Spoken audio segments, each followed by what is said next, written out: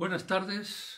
Vamos a continuar hoy con esta serie de comentarios de este libro mío que tengo aquí a mis espaldas, Libertad o Tiranía, y vamos a completar el año de 1933, un año verdaderamente importante, en el que ya hemos comentado estos días pasados, en primer lugar, la importancia que tuvo para Hitler, que consiguió en ese año subir al poder. A principios de enero consiguió que le nombrasen canciller y a partir de ese momento cambió por completo la vida de Alemania y con el tiempo cambiaría también la vida de Europa. Al llegar al poder lo primero que hizo fue destruir la democracia, lo había dicho y lo hizo, suspendió todos los partidos políticos menos el suyo propio, disolvió el Parlamento, convocó elecciones, se hizo con todo el poder y consiguió nazificar a todas las organizaciones empresariales, sindicales, industriales de todo tipo, de forma que se hizo el dueño absoluto de Alemania. Y lo que es triste, diría yo, y lo digo con toda tranquilidad, es que curiosamente el pueblo alemán estaba de acuerdo con él. Luego pasó lo que pasó, pero en aquel momento estaba de acuerdo con él porque había puesto orden y ese afán de suprimir la democracia estaba muy enraizado en grandes capas de los estamentos importantes del pueblo alemán. Vimos también el día pasado dos personajes secundarios, pero muy interesantes desde el punto de vista histórico y personal. Uno de ellos fue Diana Mitford, esa mujer de la alta aristocracia británica, casada con un joven millonario, que rompió su matrimonio y se instaló como amante oficial del líder de los fascistas británicos, con enorme escándalo para toda la sociedad londinense y para su propia familia. Y vimos también muy sucintamente la historia de ese año, de ese arquitecto, de ese joven arquitecto Albert Speer, que de la nada, un arquitecto que no tenía proyectos porque Alemania estaba en crisis, pero de la nada en pocos meses pasó a ser el arquitecto preferido de la jerarquía nazi y de luego el arquitecto preferido de Hitler. Pues bien, vamos a completar hoy ese importante año de 1933 con unas notas muy breves sobre lo que hacía Churchill. Ya dijimos esos días pasados que estaba triste y deprimido, y es cierto, porque veía que pasaban los meses y que estaba cada día más alejado del poder. Con el primer ministro mantenía unas muy buenas relaciones personales, pero malas políticas, porque estaba completamente opuesto a la política que estaba llevando y lo denunciaba en todo instante. Pero al mismo tiempo que esto, Churchill en ese año estaba dedicado a lo que siempre se dedicaba cuando no tenía excesiva ocupación, que era a la literatura, a escribir. Era una de sus grandes pasiones. Y en ese momento estaba enfrascado en lo siguiente.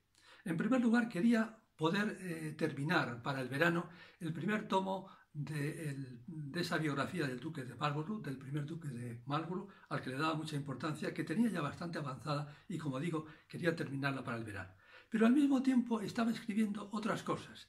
Estaba escribiendo un libro que le hacía ilusión desde siempre intentarlo, que se titulaba, o quería con ello decir, Historia de los pueblos de habla inglesa. Siempre había dado Churchill mucha importancia al habla y quería en torno al habla estudiar la historia de esos pueblos y presentarlos como uno de los ejes fundamentales del mundo. Por otra parte, también quería plasmar las impresiones personales que había tenido en su viaje del año anterior a Canadá y a Estados Unidos, y lo quería hacer en un libro que iba a titular Impresiones americanas. Tenía también la intención de continuar con uno de sus libros que había empezado hacía tiempo ya y quería continuar con más personajes, que era Crónicas sobre personajes notorios importantes del siglo. Y por último tenía la intención de escribir, aunque no lo había escrito todavía ni había empezado, pero tenía esa intención, escribir historia de los hombres luchadores de causas perdidas. Y entre los luchadores que quería poner, tanto si fueran ficticios como reales, estaba el Quijote. Churchill siempre había tenido una gran pasión por el Quijote, había admirado profundamente esa novela y quería escribir sobre ese personaje que le llamaba poderosamente la atención, que era ciertamente un luchador de causas perdidas. Pues bien, esto es lo que estaba haciendo en la primera parte del año. Llegados al mes de abril, con motivo del Día de San Jorge, la Real Sociedad de Amigos de San Jorge le deparó la posibilidad de hacer un discurso grandioso, radiado a toda la nación. Y en ese discurso volvió a decir lo que eran las líneas fundamentales de su pensamiento político en ese instante. Era poner de manifiesto la pasividad que estaba teniendo el gobierno, del que decía que estaba prácticamente dormido, que tenía que levantarse de ese estupor que tenía por la guerra pasada, que a todos les había afectado, pero que tenía que salir de esa ensoñación y que tenía que actuar porque sin actuar cada día estaría peor. Por otra parte, dijo que Alemania estaba con una tremenda sed de venganza Hitler lo había dicho desde el momento en que llegó al poder, había puesto de manifiesto que el ejército era la estructura fundamental del Estado y que en torno al ejército tendría que venir el futuro de Alemania, lo cual era una forma de hablar con toda claridad de que vendría una guerra antes o después, pero habría guerra, y eso no lo quería ver nadie, simplemente lo avisoraba Churchill. Y por otra parte decía que Alemania estaba teniendo una fuerte lucha para aumentar su armamento cuando Inglaterra estaba justamente haciendo lo contrario. Bien, ese discurso, como digo, tuvo una gran resonancia, no fue en el Parlamento, pero fue a través de las ondas de la radio para todo el país. Y con esto se llegó al verano, donde Churchill se dedicó, como ya comentamos en días pasados, pues a ir para acudir a una villa de una amiga suya en la costa sur de Francia, en la Costa Azul, que le invitó y que lo acogió con muchas ganas porque era totalmente gratuito. Churchill ha tenido siempre problemas de dinero. Vivía siempre con un ritmo de vida muy alto que no siempre se lo podía financiar con facilidad, y que le invitasen a unas elegantes vacaciones pagadas por otra persona le parecía muy bien. Y ahí se dedicó a culminar, y lo consiguió, el primer tomo de las Memorias de Marlborough, que se editó ese verano.